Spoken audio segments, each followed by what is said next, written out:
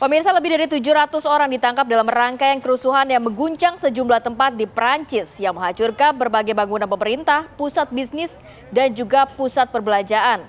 Kerusuhan terjadi setelah seorang remaja ini tewas ditembak polisi. Remaja tersebut merupakan remaja dengan orang tua yang berdarah Al Jazeera dan juga Maroko. Kabar kematian remaja tersebut di Nanterre membuat warga atau massa membakar amarah yang dimulai dengan kerusuhan di penjara. Kerusuhan lalu menyebar ke berbagai kota di Prancis, termasuk di Paris, dan para perusuh membakar beragam kendaraan yang ditemui dan juga menjarah pertokoan serta pembakaran gedung-gedung di wilayah Prancis. Jadi tidak hanya satu tempat, Fi, ternyata ya. Betul, betul. Ada di beberapa wilayah di Prancis yang akhirnya terjadi kerusuhan akibat insiden pembunuhan remaja 17 tahun oleh oknum polisi. Kepolisian setempat ya. Nah, untuk mengetahui secara pasti, secara real begitu ya kondisinya, termasuk juga nasib warga negara Indonesia yang ada di sana juga nih pemirsa. Ya. Kita segera mungkin menyapa Jessica Nuramami, warga negara Indonesia yang saat ini berada di Perancis. Selamat pagi Jessica. Selamat pagi waktu Indonesia. Ya, Pagi. Jessica, lokasi Anda ini tidak jauh dari lokasi kerusuhan yang terjadi ya, benar? Iya, betul. Saya masih ada di digambarkan radius. nggak lokasi Anda ini? Jadi lokasi saya itu berada 3 km dari lokasi pusat kejadian Nanterre, tempat Nahel ya korbannya dibunuh. Dan daerah ini merupakan daerah Jabodetabeknya Prancis, Paris begitu. Oke, ya ibaratnya kalau di sini seperti itu kurang lebih ya. Nah, situasi terkini seperti apa sih di sana? Saat ini kerusuhan dan penjarahan ada di mana-mana, jadi tidak hanya ada di satu titik, tapi di berbagai daerah di Prancis. Dan pemerintah sendiri melakukan jam malam di beberapa daerah tertentu, dan juga ada pemberhentian transport seperti bis dan tram yang pernah dibakar, yang jadi korban dibakar di daerah tertentu juga, begitu. Mbak Jessica, ini yang juga jadi pertanyaan kita semua ya, karena awalnya ini adanya penembakan oleh oknum polisi dari warga negara Prancis yang keturunan Aljazair begitu ya Mbak ya. Akhirnya bagaimana bisa memicu cukup banyak kerusuhan yang terjadi masif di Prancis? Jadi di hari kejadian korban ditembak itu terjadi kerusuhan, mobil dibakar dan tempat sampah dan segala macam, gedung-gedung, balai kota, polisi dibakar. Lalu malam selanjutnya di daerah sekitar itu terjadi pembakaran juga. Yang membuat ini menjadi besar adalah karena oknumnya itu rata-rata usianya 17 tahun atau usia masih muda, dan menyebarkan di sosial media, di Snapchat. Jadi mereka dengan bangganya, tanda kutip, menyebarkan apa yang mereka lakukan, dan akhirnya menyebar ke seluruh daerah di Prancis. Menjadi trigger lah ya yang lainnya begitu ya.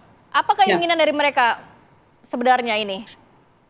Mereka menganggap bahwa apa yang terjadi pada korban itu hal yang sering terjadi di sebagai komunitas asing, mereka sering terkena, dan mereka ingin balas dendam lah apa yang dilakukan, dan ada oknum-oknum yang sengaja memanfaatkan situasi untuk menjarah toko dan melakukan hal yang mereka inginkan gitu kurang lebih. Katanya bukan hanya kantor-kantor pemerintah, bahkan rumah dinas ya dari wali kota berhasil diduduki oleh demonstran, betul itu? Iya betul, balai-balai kota dibakar, gedung sekolah, bank, gedung warga, pemukiman warga juga ikut kena, depo bus pun juga ada yang kena. Apakah kepolisian ataupun juga militer tidak diturunkan untuk mengamankan lokasi? Ada. Jadi Menteri Dalam Negeri Prancis Gerald Darmanin itu mengerahkan 45.000 polisi, BRIMOB, dan satuan-satuan khusus yang khusus menanggulangi rusuh kriminal Mbak Jessica, massal. jadi apakah ada jam malam atau ada pembatasan pergerakan dari masyarakat terkait kerusuhan ini, Mbak? Ada di daerah-daerah tertentu, tapi tidak ada istilahnya siaga nasional atau kejadian seperti COVID itu tidak ada. Oke, di tempat Anda di Courbevoie ini termasuk mengalami jam malam juga? Tidak, tapi kota sekitar iya, daerah sekitar iya. Oke, Pak, penerapan seperti apa sih jam malam tersebut? Apakah ada patroli khusus dengan kendaraan-kendaraan militer atau seperti apa? Bisa Anda gambarkan? Biasanya polisi menjaga di batasan kota, dan mengecek orang yang lalu lalang, kurang lebih begitu. Tapi sampai dengan saat ini masih terjadi aksi pembakaran juga, Mbak? Detik Masih, ini. masih Masih. sampai masih. Nah, wilayah-wilayah mana itu yang menjadi pengumpulan massa atau aksi Konsentrasi pembakaran di sana, massa. konsentrasi massa? Masa ini mereka berkumpul sendiri-sendiri di daerah mereka masing-masing tidak sih. Jadi terpusat gitu ya? Oke. iya tidak terpusat, tapi ada daerah yang lebih kena yaitu di Nangter itu kota di mana si korban ditembak. Ya. Itu Oh. yang memang terus aktif Jumlah masanya banyak, Jessica. ada banyak, tapi yang udah ditangkap polisi itu ada 1.311 orang. Wow. Ada korban jiwa Ribuan nggak dalam orang. kerusuhan ini, Mbak? Selain juga tadi pemuda yang memang keturunan Aljazair tersebut yang tewas, ada korban jiwanya?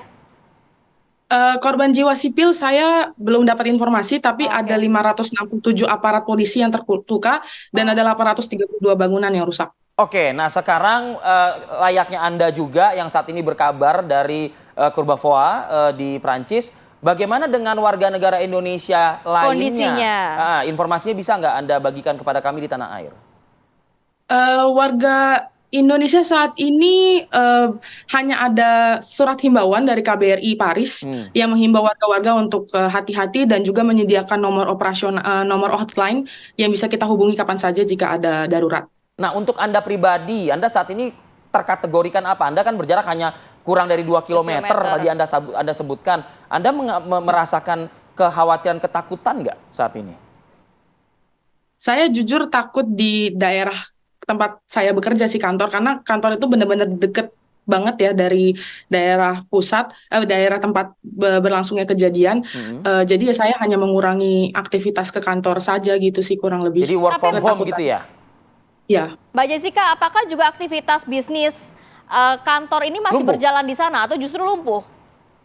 Masih normal seperti biasa. Nah, kita sempat melihat cuplikan-cuplikan gambaran bahkan beberapa store brand-brand ternama pun ikut dijarah dan juga dibakar, Mbak. Benar di sana seperti itu? Iya, betul. Betul sekali. Dan di jalan utama Champs-Élysées yang terkenal itu sudah mulai dipasang barikade untuk mengatasi supaya tidak ada penjarahan lagi begitu. Apakah juga turis juga dapat tetap beraktivitas di sana atau memang gimana? Turis masih bisa beraktivitas seperti biasa, hanya transportasi umum mulai berkurang, tidak banyak seperti biasanya. Ada pembatasan yang dilakukan oleh ada pemerintah pembatasan, ya? betul. Oke. KBRI kita berperan aktif kah sejauh ini? Hanya surat himbauan seperti yang tadi saya bilang dan nomor hotline yang dikabarkan, dan mungkin lewat sosial media KBRI terus menghimbau warga untuk berhati-hati. Oke, mudah-mudahan juga ini bisa menjawab juga kekhawatiran keluarga di tanah air yang memiliki anggota keluarga mereka di Paris, Prancis. Betul. Ya. Mudah-mudahan ya Jessica. Terima kasih kasih Jessica banyak, Nuramami Mbak Jessica. Sehat atas selalu. waktunya. Nanti kita jumpa lagi ya di lain waktu ya mungkin ya dengan Stay Jessica. safe ya Mbak Jessica ya. Salam juga untuk Terima kasih. teman-teman dan juga keluarga WNI di sana. Oke. Terima kasih.